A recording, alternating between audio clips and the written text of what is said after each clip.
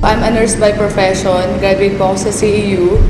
And then po, after ko po makagraduate, nag-work po ako sa hospital for 1 year. Sobrang nakakapagod po. Yung sobrang toxic po kasi yung mga pasyente po. At the same time po, yung babarin nga po ng sweldo. Kumbaga yung effort mo na magtrabaho dun, parang hindi talaga worth it. Gusto ko talagang makapunta sa ibang bansa, kaya rin ako nag-nursing. Napapagod lang ako, tapos po wala rin ako naiipon. Kung dito lang ako magtatrabaho, walang mangyayari sa future ko.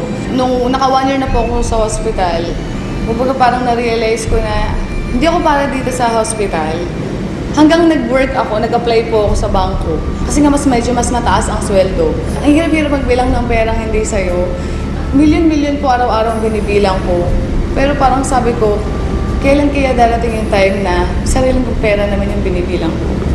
Sa araw-araw po na pagtatrabaho ko sa bangko, aga-aga ko pong gumigising and then sobrang late na po ako umuwi. Tapos wala pang 500 yung kinikita ko sa isang araw. Kumbaga talagang hindi po talaga siya worth it na pagtrabahuhan. Minsan, nasi-short din ako sa bangko. Siyempre, kailangan mong bayaran yun, di ba?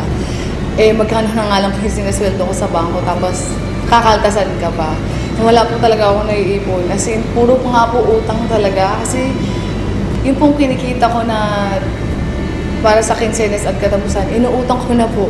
Kaya po pag halimbawa sweldo na po, dumataan lang sa palad ko at kailangan ko nang bayaran yung mga dapat ko pong bayaran. Naisip po, paano na yung future ko? Kapag kung ganito lang ng ganito. Etong negosyo na to, pinagdasal ko kasi talaga siya. Nung after ko pong magdasal, actually mga ilang days lang namit ko po si Upline Jong Jorge na isa rin po sa mga Millionaires Club ng Royal. Kumbaga po, sobrang blessing na ma-share sa akin yung opportunity. In-explain niya sa akin yung negosyo. Ang ganda pala talaga ng Royal. At the same time, yung products ng Royal napakaganda at sobrang dami ng produkto. Ang kumpanya very stable.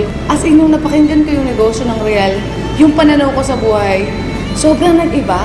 Sabi ko, meron palang ganitong opportunity. Bakit ngayon ko lang nga talaga pinakinggan? Kasi sabi ko, meron namang opportunity sa Pilipinas, bakit kailangan ko pang pumunta ng ibang bansa?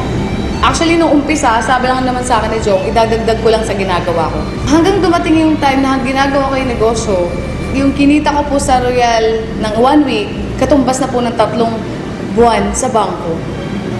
Kaya sabi ko po, grabe talaga, parang kailangan ko na talaga i-full-time ang Royal. Kaya po noong April, nag-resign na po ako, so sineryoso ko po agad yung Royal. Na-realize ko na working hard is different from working smart. Kahit gaano ka kasipag, kahit gaano ka katsaga, kung magamaling sistema yung ginagawa mo, hindi ka yayaman. Pero po, grabe po, yung sipag mo, yung tiyaga mo, ilipat mo sa Real, tamang sistema, panigurado yayaman ka. Mas nakakaipon na ako ngayon, and like dati kasi, talagang puro utang. Ngayon yung mga utang ko, nabayaran ko na. Ngayon sila na yung utang sa akin, gano'n. Noon, gumigising ako ng sobrang aga kasi may pasok ako eh.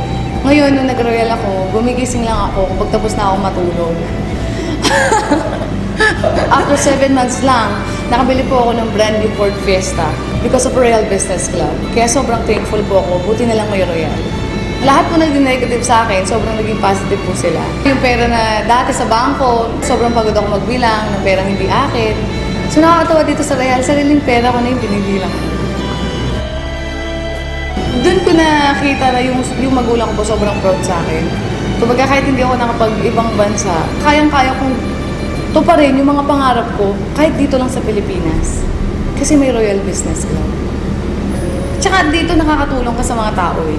Yung ginagawa mo hindi lang para sa sarili mo, pero para din sa iba na may mga pangarap din. Kasi ako nakuha ko na yung pangarap ko. Pero yung mga kasamahan ko na naging part ng Royal, gusto ko rin silang matulungan na makuha rin nila yung mga pangarap nila.